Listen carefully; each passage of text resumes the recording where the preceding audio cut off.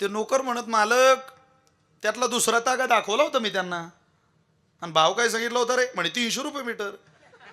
येड्या, ते गाजर पार घे, 300चं 10,000 घेतल्याशिवाय त्यांची पूर्ण जिरत नाही. आता त्यांची पूर्ण थंडी झालेली.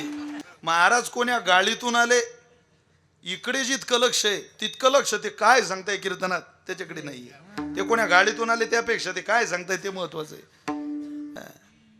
तिथं गुंडाळून ठेवायचं. मी बोलून गेलो ना, हा गाजरपार खिपाना फार काळ मजा देत नाही, आनंदच देत नाही तो. अहो, ते लग्नात बस्ता पाळायची पद्धत होती तुमच्या भागात असेल, आमच्या भागात खूप होती. इतकी पद्धत आमच्या भागात 100 जण कपडा फाळायला द्यायचे. 100 बरं का. बरं, कपडा फाळायला गेल्यावर त्यातले निम्मे बेअक्कल, त्यांना कपड्यातलं कवळीचं ज्ञान नाही. हा दाखव, तो दाखव, लिलन दाखव, कॉटन दाखव, अमुक दाखव. ढिगारा झाला कपड्यांचा, कपडाच पसंत आला नाही. 100 माणसं उठले त्या दुकानातून, कपडाच नाही म्हणे तुमच्या दुकानात, आम्हाला नाही घ्यायचं इथं, आम्ही दुसऱ्या दुकानात जाऊ. आता 100 माणसं एखाद्याच्या दुकानातून उठताय आणि बाहेर निघून जात आहे.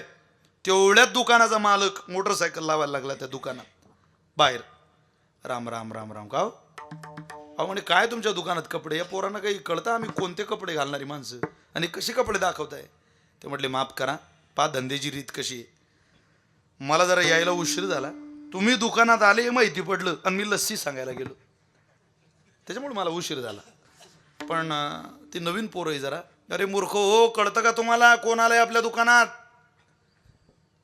अख्ख्या जिल्ह्यात चर्चा यांच्या घरच्या लग्नाची. 3 पिढ्याचे संबंध आहे त्यांचे ना आपले.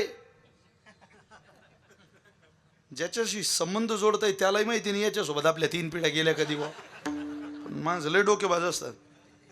अरे आमचं नाक घालवता तुम्ही, कपडा कुठेही घ्या, पण बा तुमच्याकरता मी लस्सी चांगल्या ठिकाणची लस्सी आहे, तुम्ही एकदा घेऊन घ्या, तेवढी लस्सी घ्या. तुम्ही कपडा कुठेही फाळा, कपड्याशी मला काही नाही. तुमचे आपले संबंध आहे. तुमच्या लग्नाच्या दिवशी आम्हाला दुकान बंद करायची वेळ येईल, इतके तुमच्या वडिलांचे आमचे संबंध होते. काय करू गड्या म्हणे, ते बळजबरी त्याची लस्सी तर घ्यायचीच आहे. 100 माणसं उठवलेले बसवले त्यांनी खाली, लस्सी दिली. तुम्ही कपडा घेऊ नका, तुम्ही कुठेही कपडा फाडा, फक्त मी माझ्या पुतण्याच्या लग्नाकरता 2 सुरतून तागे बोलवले परवा, तेवढे एकदा नजरे खालून घाला. अरे तो सुरतचा तागा. नोकर म्हणतो, कोणता? आता त्याला हेच कळत नाही आपल्या दुकानात सुरतचा तागा कोणता आहे. तर म्हणतो, मी सांगतो ही नवीन पोर आहे. तो गेला आणि त्यानं सुरतचा तागा आणला आणि फेकला पुढं. एकदम वजनाला हलकं, वॉशेबल, अगोदर कोणी घातलेला नाही, पुढं कोणी घालणार नाही, रुबीच्या मिलचं बनवून घेतलंय, प्युअर कॉटन, वजनाला अत्यंत हलकं, कोणत्याही ऋतूत घाला. 100 जण विचारतील तुम्हाला, हा कपडा कुठून आणला, हा कपडा कुठून आणला. बापालाही तोच आहे, पोरालाही तोच आहे. हा कपडा कुठून आणला, हा कपडा कुठून आणला. माणसं विचारतील, हा कपडा कुठून आणला बा तुम्ही. तुम्ही हात तर लावून पहा कपड्याला एकदा. हात लावला, माणसं म्हटले, कपडा जोरदार आहे राजे. शेट्याचा भाव हा जरा महागडा आहे, नाही पण तरी भाव म्हटले हा 10,000 रुपये मीटर आहे. ते म्हटले, तुमच्या पुतण्याला दुसरा आहे ना तुम्ही, हा फाळा. फाडला कपडा. ते नोकर म्हणत, मालक त्यातला दुसरा तागा दाखवला होता मी त्यांना, आणि भाव काय सांगितलं होता रे? म्हणे 300 रुपये मीटर. येड्या, ते गाजर पार घे, 300चं 10,000 घेतल्याशिवाय त्यांची पूर्ण जिरत नाही. आता त्यांची पूर्ण थंडी झालेली. मग गाजर पार घ्यायला जास्त पैशाचा माल ओरिजिनल वाटतो. महाराज कोण्या गाळीतून आले, इकडे जितकं लक्ष आहे तितकं लक्ष ते काय सांगताय कीर्तनात त्याच्याकडे नाहीये. ते कोण्या गाडीतून आले त्यापेक्षा ते काय सांगताय ते महत्वाचं आहे. ते फेटा कोणता बांधता, ते सध्या कार्यकर्त्यांचं लय अवघड झालं भाऊसाहेब. नेत्याचा बूट, नेत्याचा कपडा, नेत्याची चप्पल, नेत्याच्या अंगठ्या, नेत्याचा चेन, तसंच आपण राहायचं. अरे ऐक, यांचा नाद कोणालाही परवडला नाही. कुचित माणसं त्या सक्सेस झाले नाही तर विचारा भाऊसाहेबांना, ते आता जिल्हा सांभाळताय. एवढं सोपं आहे? विशेषतः वयाच्या 35 पर्यंत तरुणांनी कोणाची वाद होईल असं वर्तन सुद्धा करू नका. हा एवढा मोठा खर्च आहे ना तरुणांनो. आपण ज्ञानोबा तुकोबऱ्यांची, छत्रपतींची, भगवान बाबाची लेकरं आहोत. खूप मौल्यवान जीवन आहे. काही वादाच्या भानगडीत पडू नका. काही कोणाबद्दलची घुरा मनात आणू नका. एखादा माणूस तुमच्याकडे तिरस्कारानं पाहतो हे तुम्हाला कळून सुद्धा दुर्लक्ष करा. किती दिवस वाद करायला निघाला तर घरून गाडी काढल्यावर पदोपदी वाद करावा लागतो, 10 फुटावर वाद करावा लागतो तुम्हाला. किती दिवस भांडणार? या चांगलपणात काही गोळा करायचं की नाही शिल्लक काहीतरी. उलट भांडणारी माणसं भेटले की आपलं मजबूत करायचं, स्थैर्य कधी ढकलू द्यायचं, अधिक मजबूत व्हायचं. ही अधिक घट्ट झालेली मजबूती आपल्याला पुढं जगायला बळ देते. त्यामुळं संत कृपेचं महिमान हेच आहे की सर्वांगानं ते माणसाला माणूस बनवतात. आणि मग त्याला वाटतं नाही नाही आता मला देव कळायला पाहिजे गड्या, आता वाटतंय ना तुला देव कळायला पाहिजे, मग माझं ऐक. कृपावंत किती दीन बहु आवडती, तो कृपावंत आहे. किती कृपावंत आहे, त्याच्या इतकी कृपा करण्याचं सामर्थ्य कोणाकडे नाही, इतका तो कृपावंत आहे. पण कोणा करता? दीन बहु आवडती, त्याला दीन आवडतात. तुम्ही बोर नाही झाले? दीन म्हणजे प्रपंचातला दिन वेगळा आणि परमार्थातला दिन वेगळा. प्रपंचातली दीनता ही प्रत्येकाकडेच आहे. इंद्रियाच्या दिने आम्ही केलो नारायण आहे. अहो इंद्रियाच्या आधारानं माणूस दीन झालेला आहे, गरीब झाली माणसं, सगळी माणसं गरीब आहे. प्रपंचामध्ये महिलांपेक्षाही पुरुष जात गरीब आहे. गरीब झाल्याशिवाय प्रपंच होत नाही. जगाच्या मालकाला युद्ध करायची वेळ आली त्यावेळेला हातात सुदर्शन चक्र होतं, पण गोपिका सांभाळायची वेळ आली त्यावेळेला हातात बासरीच घ्यावी लागली. का? तिथं युद्ध काम करत नाही, शस्त्र काम करत नाही, तिथं प्रेमाचे गोड शब्द काम करावे लागतात, आपल्या शब्दाची धार खाली आणावी लागते. कशी भाजी झाली तरी बायकोला म्हणावंच लागतं, काय भाजी झाली ग, ही भाजी तूच बनवावी. मी एका कीर्तनात सांगितलं, म्हटलं बायकोच्या भाजीचं कौतुक केलं पाहिजे माणसानं. माणूस तितक्या रात्री घरी गेला, 7 ते 9 कीर्तन त्याचं जेवण बाकी होतं. ती भाजी घेतली, म्हटलं वा याला म्हणता भाजी, काय भाजी बनवली तू, भाजी म्हणजे भाजी, ही भाजी तर हॉटेलला खाऊ नये, ही भाजी तर तूच बनवावी. डाब्याला नाही का काठेवाड कैथलला सुद्धा ही भाजी खाता येत नाही, इतकी छान भाजी, ही भाजी तूच बनवावी. काय भाजी, काय तुझ्या हाताला चव आहे, कुठं शिकली बाबा? युट्यूब नाही, फेसबुक नाही, इन्स्टा नाही तुझ्याकडे, टेलिग्राम नाही, तरी इतका अभ्यास तुझा, कुठं शिकली ग इतका भाज्या, ही भाजी तूच बनवावी. ती बाई लाटणं घेऊन बाहेर आली.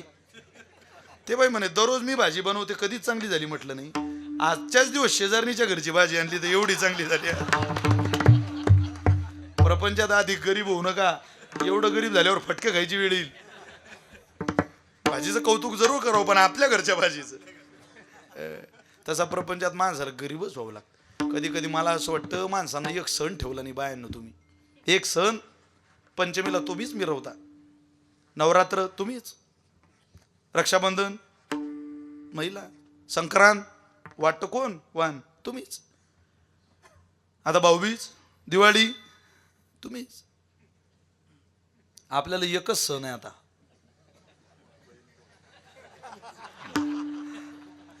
बोंबलायला शिमगा.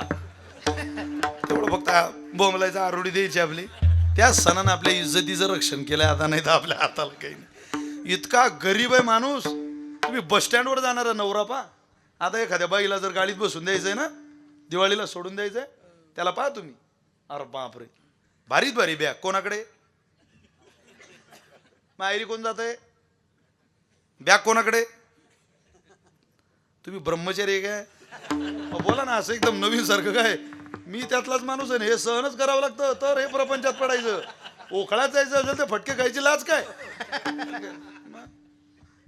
प्रपंच इंद्राचा असू दे नाही तर उंदराचा, तो सारखाच आहे. या जगात 100 पैकी 100 गुण कोणाच्याच बायकोनं कोणाला दिले नाही, दिले नाही. माळीच आहे, तुम्ही हसताय म्हणजे पटलं तुम्हाला माझं. ते पाटबंधारी विभागात आहे नोकरीला, पण 100 पैकी 100 गुण नाही. दिवसभर सरकारी, रात्री वारकरी, माळी साहेब. प्रपंचच तसा आहे. अहो नुसतं निघाली तरी बाई भारीत भारी बॅग नवऱ्याकडं, एवढी बॅग घेऊन त्याला गाडीची शोधाशोध करावी लागते. हिच्या माहेराला जाण्याची गाडी कोणती व कोणती व कोणती व, गाडी शोधायचं काम त्याच्याकडं, गाडीत जागा मिळवायचं काम त्याच्याकडं. कधी रुमाल फेक, कधी मागून चढ, कधी पुढून चढ, अरे बापरे आटापिटा. ती बाई एकदम रिलॅक्स बस स्टँडला. बरं एवढे कष्ट करूनही समजा जागा सापडली आणि एकच सापडली, कोण बसते हो? समजा 2 जागा सापडल्या तरी खिडकीकडची बाजू कोणाची असते खरं सांगा? तिकीट कोणी काढायचं? नवऱ्याने. पैसे कोणी द्यायचे? नवऱ्याने. रस्त्याने पॉपकॉर्न काय, कुरकुरे काय, थम्सअप काय, लिमका काय, कोका कोला काय, आईस्क्रीम काय, सगळं नवऱ्याने. मग गावाला जायचं, तिकडे 2-4 दिवस राहायचं. मालकाला तिने आग्रह केला, बा तुम्हालाही कोणी नाही, तुम्ही थांबा. तिकडून यायचं. तिकडून येतानाही 2 प्रकारचा बदल असतो. तुम्ही जर तिला आपल्या नातेवाईकांमध्ये घेऊन गेलात तर आपले नातेवाईक तिच्यासोबत किती चुकीचं वागले ते ऐकत ऐकत घरी यायचं.